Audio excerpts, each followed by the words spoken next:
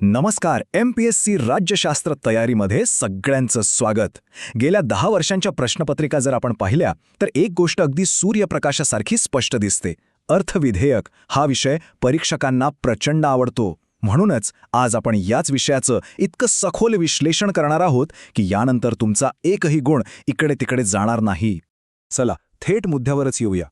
MPSC परीक्षेत अर्थविधेयकावर हमखास प्रश्न का येतो याचं उत्तर खरं तर खूप सोपं आहे. कारण हे विधेयक फक्त पैशांबद्दल नाहीये, तर ते आहे सत्तेच्या संतुलनाबद्दल. लोकसभा आणि राज्यसभा यांच्या अधिकारांची जी सीमारेषा आहे ना, ती याच अर्थविधेयकामुळे अगदी ठळक होते.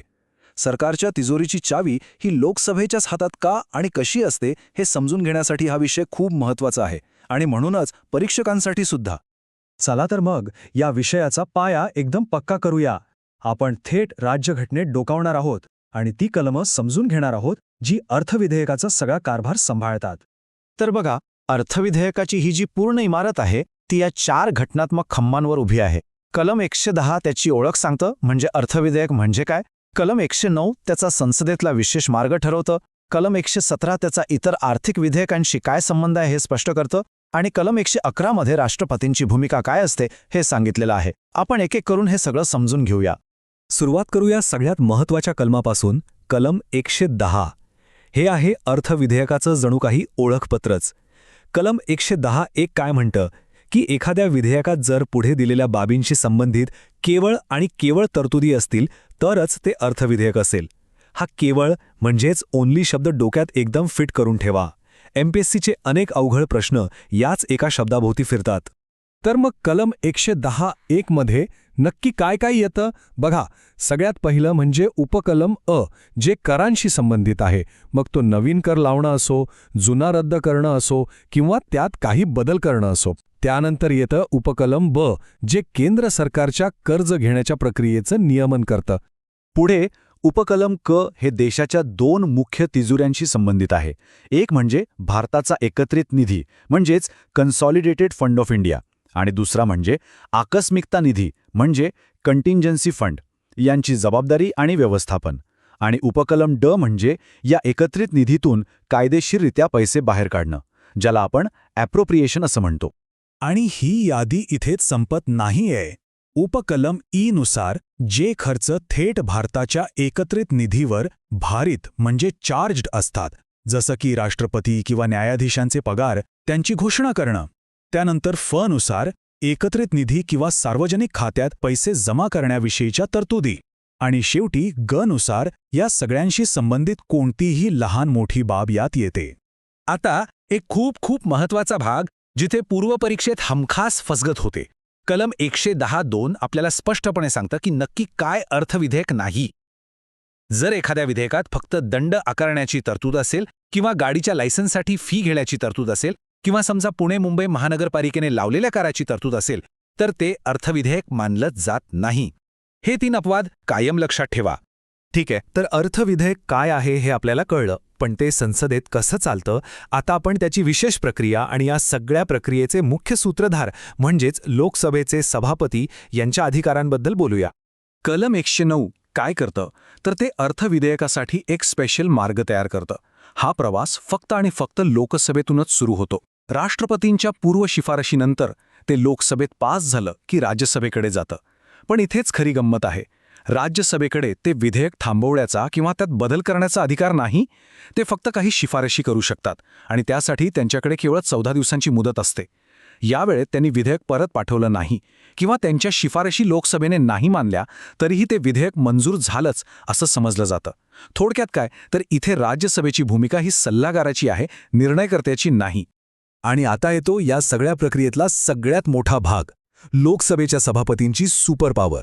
कलम 110(3) एकदम स्पष्ट शब्दात सांगतं की एखादं विधेयक हे अर्थविधेयक आहे की नाही यावर सभापतींनी दिलेला निर्णय अंतिम असेल, फायनल.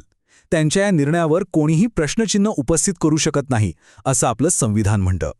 पण एक मोठा प्रश्न उभा राहतो, सभापतींचा निर्णय अंतिम म्हणजे इतका अंतिम की त्यावर न्यायालयसुद्धा काही बोलू शकत नाही का? हा वाद तेव्हा खूप वाढला जेव्हा आधार विधेयक हे अर्थविधेयक म्हणून सादर करण्यात आलं. प्रकरण सर्वोच्च न्यायालयात KS पुट्टास्वामी खटल्यात गेलं. तेव्हाही चर्चा झाली की जर सभापतींनी अधिकाराचा वापर घटनेच्या मूळ चौकटीच्या विरुद्ध केला तर न्यायालय हस्तक्षेप करू शकतं की नाही. हा मुख्य परीक्षेसाठी एक अत्यंत महत्त्वाचा विश्लेषणात्मक मुद्दा आहे. चला आता बघूया तो भाग जिथे पूर्वपरीक्षेत हमखास प्रश्न तयार होतो आणि आपला गोंधळ उडतो. वेगवेगळ्या विधेयकांमधला फरक. हा तक्ता एकदा नीट समजून घेतला की सगळे गैरसमज दूर होतील. या स्लाइडकडे नीट बघा. आपलं पूर्ण लक्ष इथे हवंय. इथे आपण अर्थविधेयक, वित्तीय विधेयक प्रकार 1 आणि सामान्य विधेयक यांच्यातले मुख्य फरक पाहतोय. बघा, अर्थविधेयक फक्त लोकसभेतच मांडता येतं, त्याला सभापतींचं सर्टिफिकेट लागतं आणि सगळ्यात महत्त्वाचं म्हणजे दोन्ही सभागृहांमध्ये मतभेद झाल्यास संयुक्त बैठकीची जॉईंट सिटिंगची कोणतीही तरतूद नाही. याउलट सामान्य विधेयकाचे नियम पूर्णपणे वेगळे आहेत. हा एक तक्ता म्हणजे तुमच्या अनेक प्रश्नांचं एकच उत्तर आहे. ठीक आहे, आतापर्यंत आपण जे काही शिकलो ते परीक्षेत नेमकं कसं कामी येणार आहे ते बघूया. MPSC या घटकावर नक्की कसे प्रश्न विचारते हे समजून घेऊ आणि काही प्रश्न सोडवून सरावही करूया. बघा, MPSC साधारणपणे 4 प्रकारे या टॉपिकवर प्रश्न विचारते. एक तर एकदम सरळ प्रश्न, अर्थविधेयकाची व्याख्या कोणत्या कलमात आहे. दुसरा प्रकार म्हणजे अ, ब, क अशी विधानं देऊन त्यातलं अचूक किंवा चुकीचं विधान ओळखा. तिसरं, प्रक्रियेवर आधारित खरे खोटे प्रश्न येतात. आणि चौथा प्रकार म्हणजे कलमे आणि त्यांच्या तरतुदी यांच्या जोड्या जुळवा. चला पहिला प्रश्न पाहूया. अर्थविधेयकाबाबत खालीलपैकी कोणते विधान चुकीचे आहे. पर्याय काळजीपूर्वक वाचा. काय वाटतंय, कलम 109 आठवून बघा. अगदी बरोबर, उत्तर आहे अ.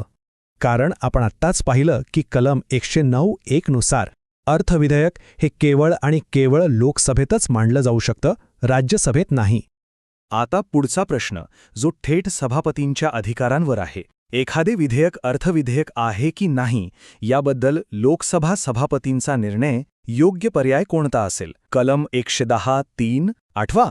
याचं उत्तर आहे क.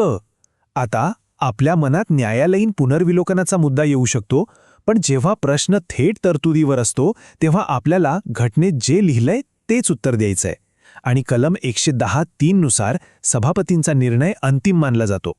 प्रिलिम्सच्या तयारी तर झाली. आता जरा मुख्य परीक्षेच्या अँगलने या विषयाचा गाभा समजून घेऊया. हा भाग तुम्हाला विश्लेषणात्मक उत्तर लिहिण्यासाठी खूप मदत करेल.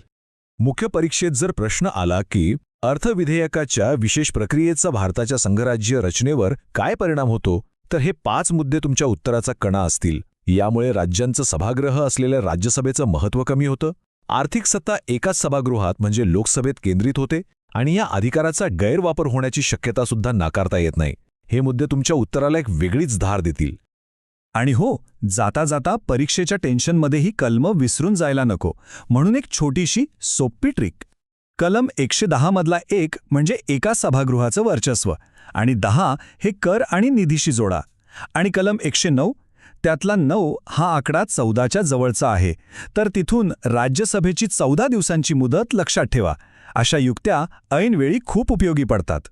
तर आजच्या या सविस्तर विश्लेषणात आपण अर्थविधेयकाशी संबंधित सर्व घटनात्मक, प्रक्रियात्मक आणि विश्लेषणात्मक पैलू पाहिले. आशा आहे की हा विषय आता तुमच्यासाठी पूर्णपणे सोपा झाला असेल. आमच्या MPSC 2026 पॉलिटी ॲडव्हान्स सिरीजमधील पुढील विश्लेषणासाठी संपर्कात रहा. अभ्यास करत रहा.